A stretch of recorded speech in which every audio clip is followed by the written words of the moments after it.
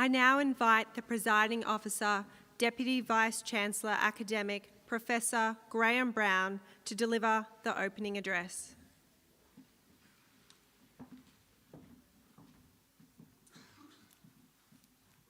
Thank you. Graduates and distinguished guests, I warmly welcome you to the 2024 Charles Sturt University graduation ceremony. First, I would like to acknowledge the traditional custodians of the land on which we meet, the Wiradjuri people, and also pay my respect to the heritage and cultures of elders both past and present, and extend that respect to any other First Nations people with us in the room here today.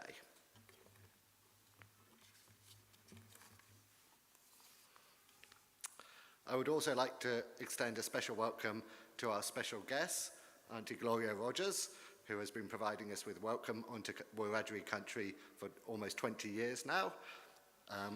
Vice-Chancellor Emeritus Clifford Blake AO, the founding Vice-Chancellor of our university, and our special guest speaker today, the Honourable Michael Kirby, AC CMG. And of course, I'd like to welcome our graduates, along with families and friends, to celebrate here today. So it has been around almost 30 years since I should have been sat in a similar hall, in a similar place to where you are now. The fact that it is 30 years is for me both depressing and confusing. I'm really not sure where those 30 years went. But I said I should have been sat where you are sat now because I didn't attend my graduation ceremony. And the reason I didn't attend was because I was a sulky 20-something-year-old who thought that robes and ceremony and tradition were all hokum. I was an emo before we knew we had a word for it.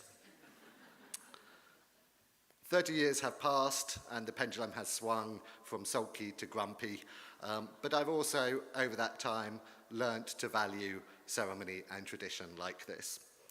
And one of the reasons why I do is because I think that ceremony and tradition gives us the opportunity to celebrate, but also to reflect and remember the bad things in those traditions and the bad things in the past that we have. And education is a classic example here, where at the individual level, for each of you, education is an empowering thing that you have achieved. It will help you in your career, it will help you as an individual. But societally, education has often been a vehicle of marginalisation and exclusion. This week, National Reconciliation Week, more than any, and this year, with the theme of now more than ever, we should recognise that and the impact of exclusion of First Nations people from mainstream education in Australia. This week we had a public lecture from our Pro-Vice-Chancellor First Nations Engagement, who reminded us of the continuing legacies of that marginalisation and exclusion, and but also offered us hope for a way forward to address it. And of course there are other forms of marginalisation and exclusion in education historically. Women have long been excluded from full participation in education. It's really only in the past 50 to 100 years that women have been admitted to universities on the same terms as men. What you may not know is that it's only a few hundred years before that when you couldn't even attend university if you were a man and you were married. So Thomas Hobbes, one of the biggest, most important philosophers of the Enlightenment, did not get to go to university because he got married at 17. So those of you graduating with a bachelor's degree now know why. It was literally a degree for unmarried men when it started. That is the origin of bachelor's degree.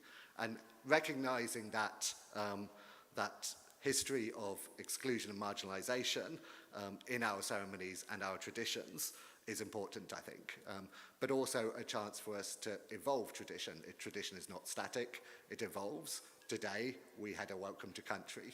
We recognise the multiple traditions and the multiple cultures on the lands on which we meet. So as I said, education is a vehicle, has historically at least been a vehicle of marginalisation, but for individuals it is also a vehicle for empowerment. I used to teach international development The one key finding, that the strongest finding ever in international development, is the link between female education and virtually every positive outcome you could look for. Life expectancy, wealth, at the national level, the key driver is women's education. I used to say that we could condense our 3-year curriculum into 2 words, educate women.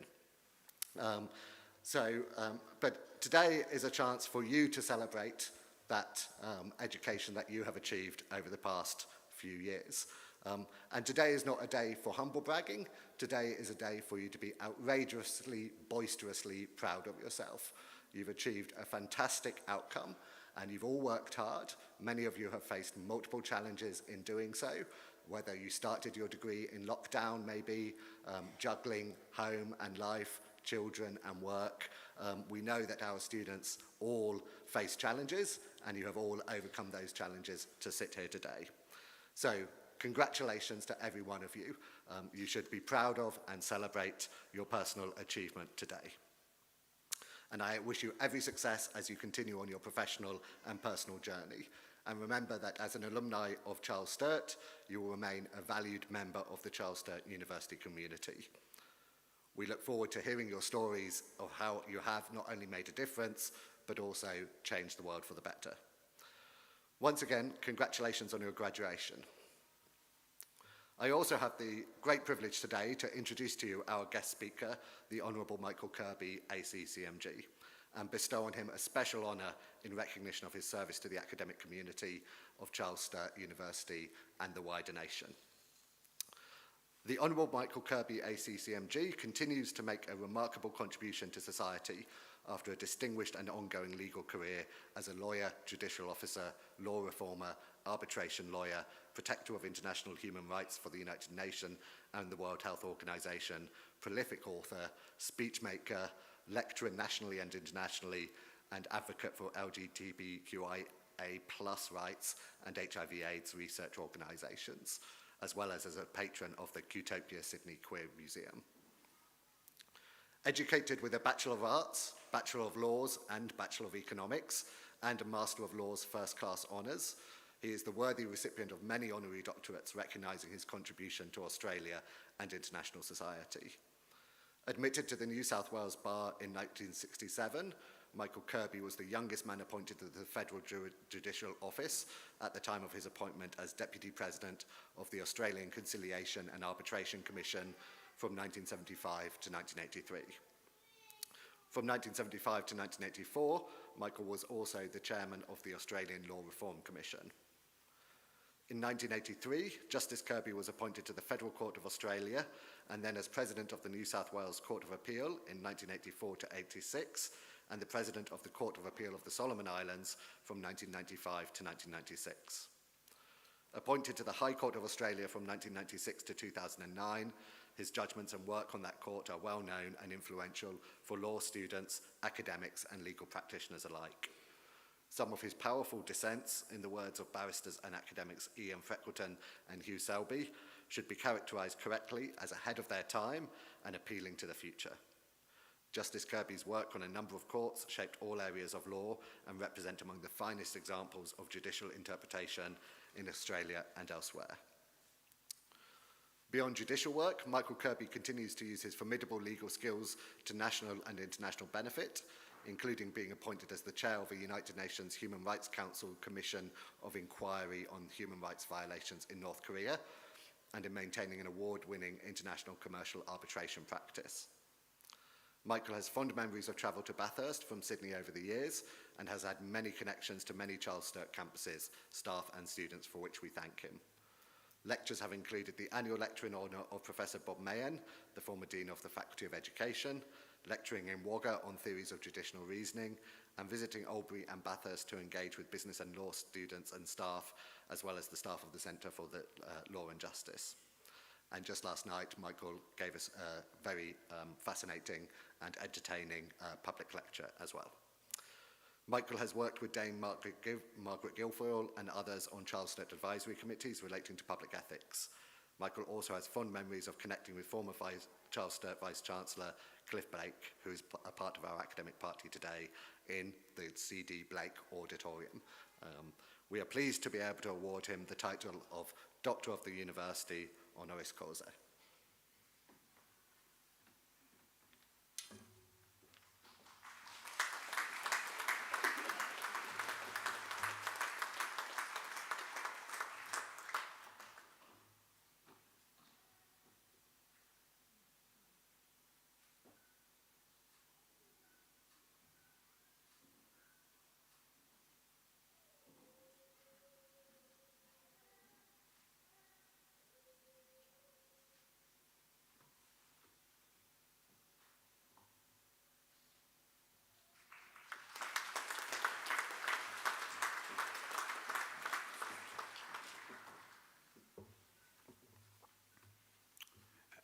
Acting Vice-Chancellor, members of the Council, members of the University, the new fellow colleagues in the class of 2024, the graduates of Charles Sturt University, Auntie Gloria, I acknowledge you, I acknowledge the Indigenous people of the First Nations, and I acknowledge the message that you have given us at this ceremony today.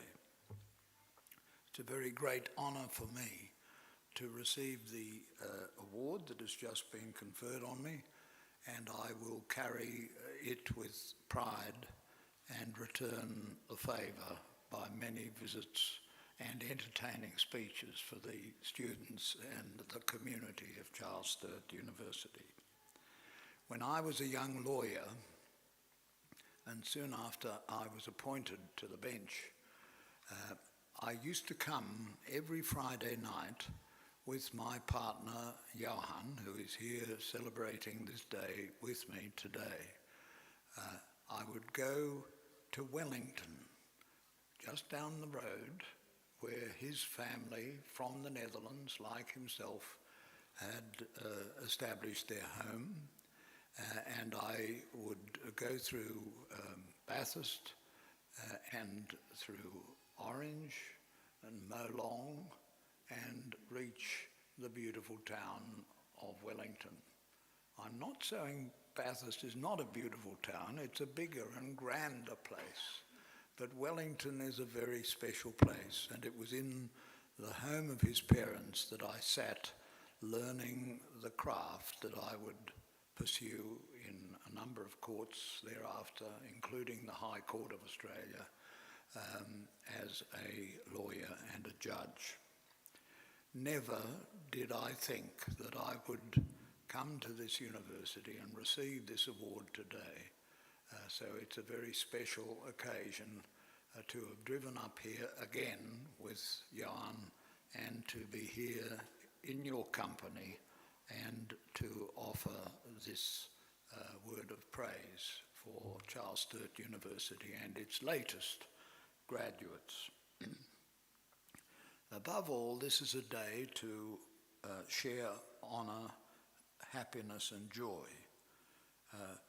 Joy and happiness for the Wiradjuri people who have lived near Walu long before the European settlers, including Charles Sturt, came to this southern land.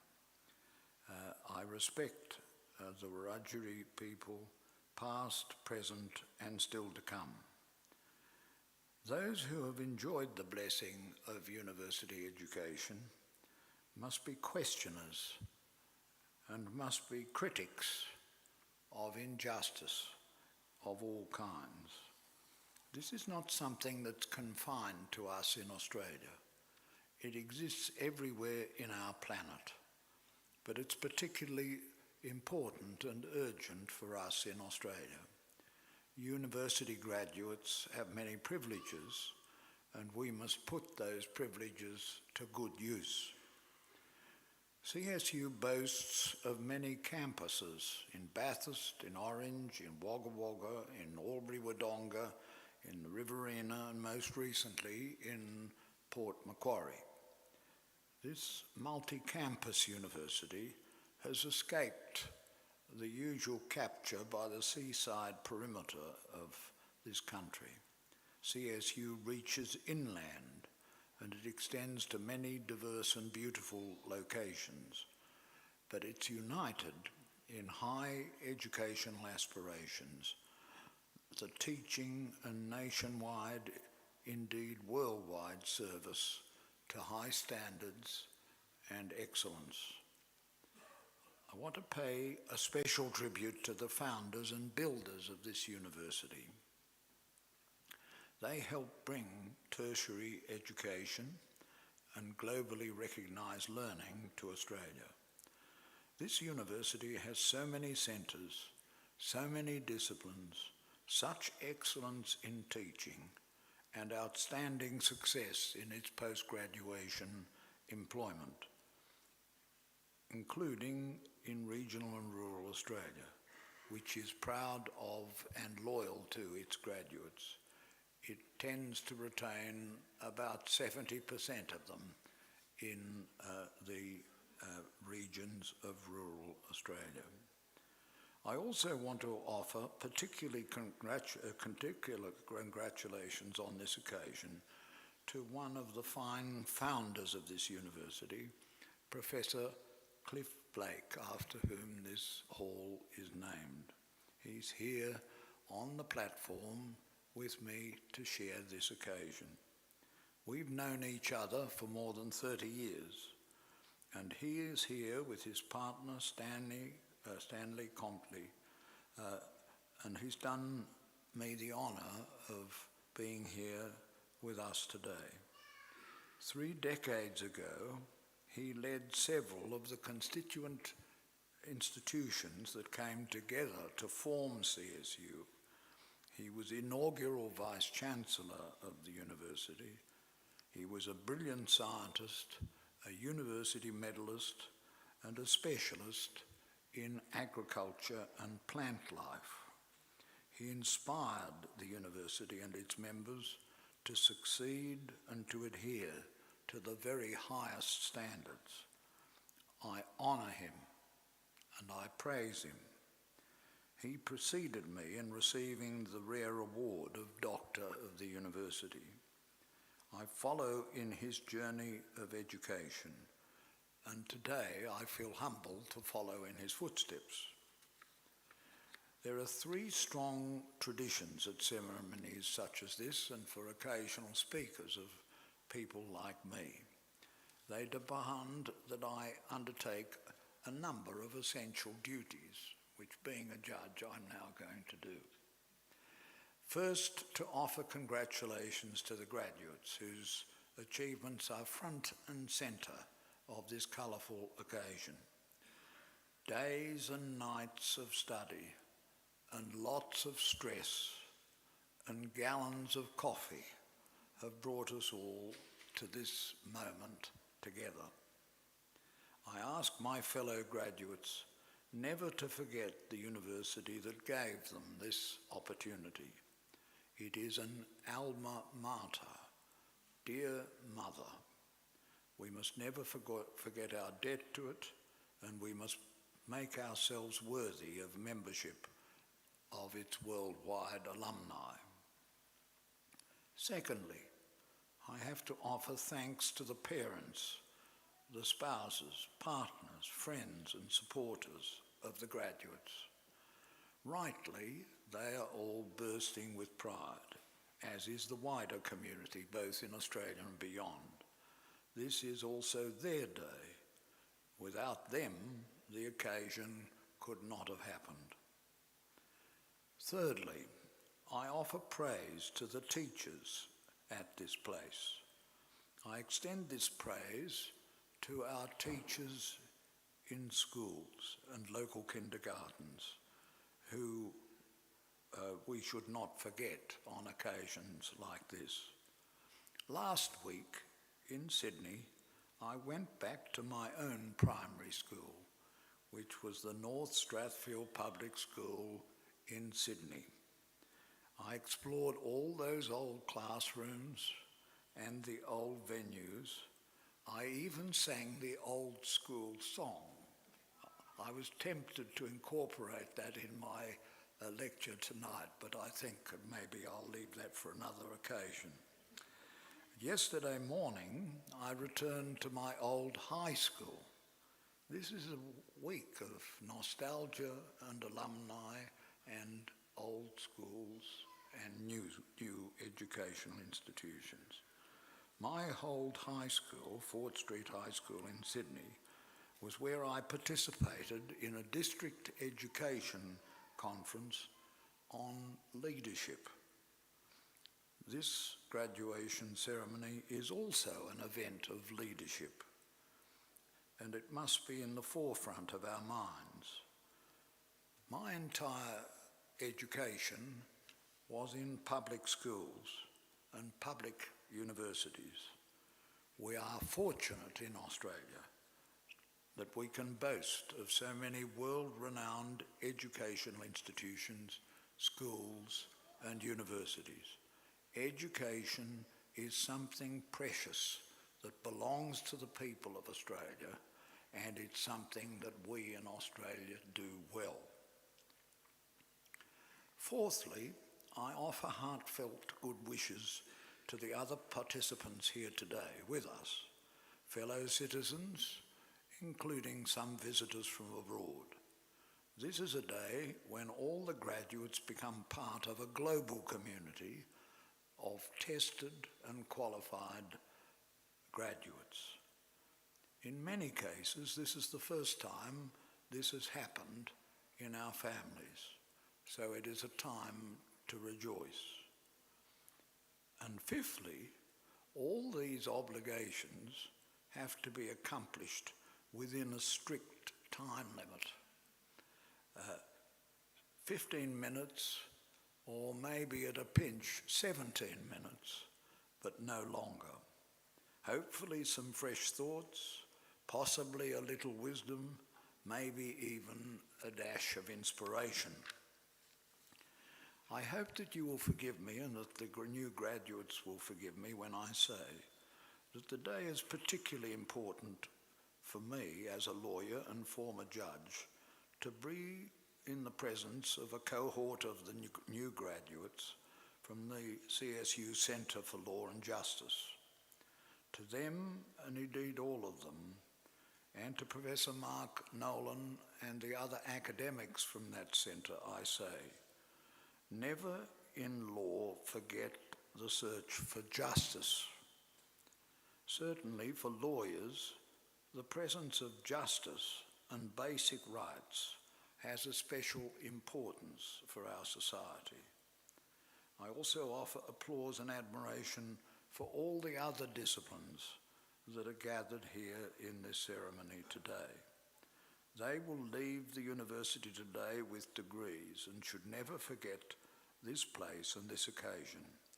Some may return for higher degrees, and I hope some do. Some may go elsewhere to continue their education. For all of us, life is a restless adventure of learning and exploring, and none of us should slip into complacency and self-satisfaction. All of us have to ask more questions than I did in my youth. In our work and in our lives, all of us must challenge fellow citizens to ensure that our society and our people become more just, especially for people who may be a little different from ourselves. First Nations people, represented here by Aunt Gloria. Disadvantaged women, victims of domestic and other violence. People of different skin colour or religion. LGBTIQ people, like my partner and me. People from the authentic outback of Australia, far from the beaches and the edges of the great oceans that surround Australia, girt by sea. In the inland of this continent, the First Nations peoples cherished this land for millennia. we have to strive to restore harmony in our environment, physical and social and political. This university, in many campuses and in many disciplines, has brought us together for today. We will soon leave this ceremony. We will return to our busy lives. In years to come, far from now, and perhaps far from this place, images of this occasion will come back into our memories, images and memories of those who prepared us for it, who loved us and supported us. For the greatest gift that any of us can receive in life is love. Love of our family, love of special friends, partner, companions, and also love of one another, love of our species, love of our environment, love of peace, and love of justice for all.